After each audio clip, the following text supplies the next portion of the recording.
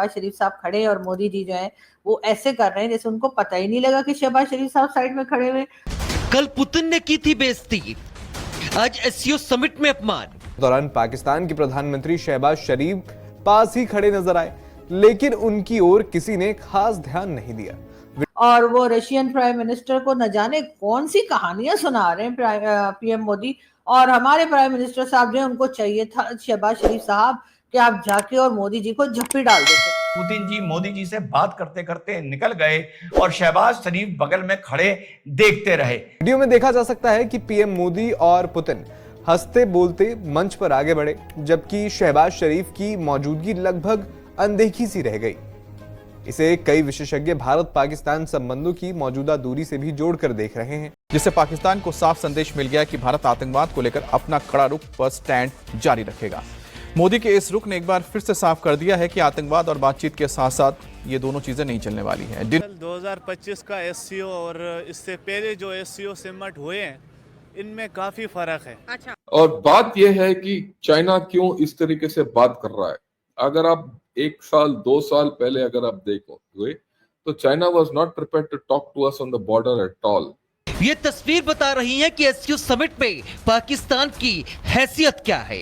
ये तस्वीर बता रही है कि एससीओ समिट में पाकिस्तान खड़ा कहां है। और कहते जी जो हुआ सो हुआ जी, मट्टी पाओ और ठीक है जी, सब कुछ ठीक कर लेते हैं। लेकिन नमस्कार दोस्तों, जय हिंद। ALN भारत में आपका स्वागत है। दोस्तों, एससीओ समिट में इस बार सबसे बड़ा आकर्षण रहे भारत के प्रधानमंत्री नरेंद्र मोदी और रूस के राष्ट्रपति व्लादिमीर पुतिन।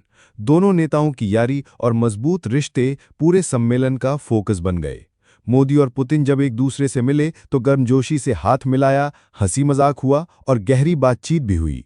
कैमरों ने बार बार इस दोस्ती को कैप्चर किया, जिससे साफ दिखा कि भारत रूस संबंध अब भी बहुत मजबूत हैं। अब आते हैं पाकिस्तान के प्रधानमंत्री शहबाज शरीफ की हालत पर। एससीओ समिट में उनकी हालत कुछ ऐसी रही जैसे कोई दरबारी हो और किसी ने भाव ही न दिया हो। बड़े नेताओं के बीच वो बार बार बातचीत में शामिल होने की कोशिश करते दिखे, लेकिन कोई उन्हें नोटिस नहीं कर रहा था। जब मोदी और पुतिन मंच पर चर्चा कर रहे थे, दुनिया भर के मीडिया ने वही फुटेज हाईलाइट किए। वहीं शहबाज शरीफ कैमरे से बचते इधर उधर चुपचाप बैठे दिखाई दिए। कहा जा रहा है कि इंटरनेशनल लेवल पर पाकिस्तान को वो इज्जत नहीं मिल रही जो पहले कभी मिलती थी। इसका कारण साफ है, कमजोर इकॉनमी, कर्ज में डूबा देश और डिप्लोमेसी में लगातार फेल। इस एससीओ समिट से एक बड़ा मैसेज गया, भारत और रूस का रिश्ता और मजबूत हुआ है। वहीं पाकिस्तान को इंटरनेशनल प्लेटफॉर्म पर एक बार फिर बेइज्जती का सामना करना पड़ा, एक दरबारी की तरह।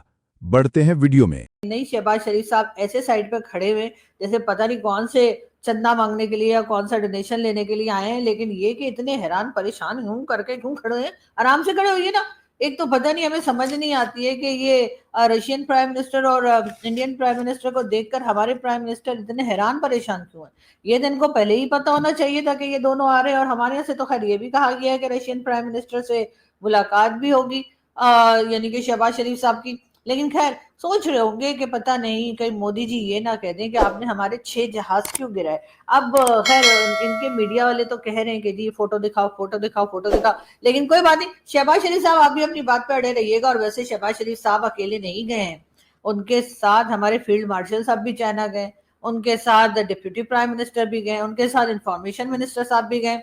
मतलब यहाँ पर ले देकर मेरा ख्याल है 2-4 ही लोग हैं जो पाकिस्तान में रह गए, बाकी सबको लेकर शहबाज शरीफ साहब जो हैं वो चाइना पहुंच गए। अब चाइना पहुंच गए तो यकीनन शी जिनपिंग साहब के भी कान खड़े हो गए होंगे कि भाई ये इतने सारे लोग लेकर क्यों आए हैं, कुछ ना कुछ चक्कर है जी। यकीनन कोई लोचा है जो कुछ ना कुछ मांगने के लिए आए होंगे। लेकिन ऐसे हालातों में जो इस टाइम विश्व के चल रहे हैं, भारत के चल रहे हैं, ऑपरेशन सिंदूर के बाद के चल रहे हैं, ऑपरेशन सिंदूर के बाद फौज की रिपोर्ट के चल रहे हैं कि चाइना ने पाकिस्तान की मदद की थी ऑपरेशन सिंदूर के टाइम पर। वो हालात चल रहे हैं जो भारत में डिवाइड एंड रूल की नीति खुलकर व्हाइट हाउस अपना रहा है। वो हालात चल रहे हैं जो 50% टैरिफ लगाकर खुली दुश्मनी अमेरिका की और भारत की सामने नजर आ रही है।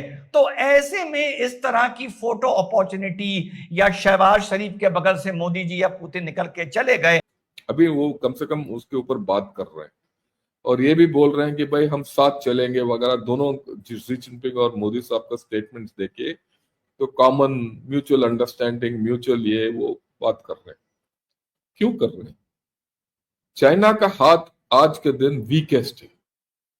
उसके वीकनेस का 2-3 कारण है। एक तो उसका इकोनॉमी बिल्कुल घाटे में है, राइट? इकोनॉमी डिफ्लेशन में है। घाटा इसीलिए बोल रहा हूं क्योंकि डिफ्लेशन में है। ये बताते नहीं है क्योंकि चीनी वाले हर वक्त अपना बड़ा चढ़ा के झूठ बोल देते हैं, पर अगर उनका अंदरूनी, अगर आप मीडिया में उनका रिपोर्ट्स जो आते हैं अगर आप पढ़ोगे तो वो डिफ्लेशन में है। बेरोजगारी बढ़ गया है, आबादी घट रहा है और उनके पीएलए में दिन ब दिन बात प्रॉब्लम्स बढ़ते जा रहे हैं, राइट? और पीएलए और ये शी जिनपिंग के बीच में एक दरार है, तो इंटरनल पॉलिटिकल प्रॉब्लम्स हैं। तो ये सब देखते हुए अगर आप देखोगे तो उनका हाथ वीक है। वो तो जब मांगेंगे तब मांगेंगे, लेकिन फिलहाल आप ये देखिए कि यहाँ पर आपको जो है बड़ी स्ट्रॉन्ग किस्म की लीडरशिप जो है वो नजर आ रही है, और इसमें शी जिनपिंग भी हैं, पुतिन भी हैं और मोदी जी भी हैं। अब क्या ही अच्छा होता है कि अगर इसमें हमारे प्राइम मिनिस्टर को भी शामिल कर लेते। अरे थोड़ा बहुत, मतलब उन्हें तो बहुत सारी लैंग्वेजेस भी आती हैं, हो सकता है चाइनीज में भी बात कर लेते, और हो सकता है रशियन में भी बात कर लेते, और हिंदी तो आती ही है हम लोगों को।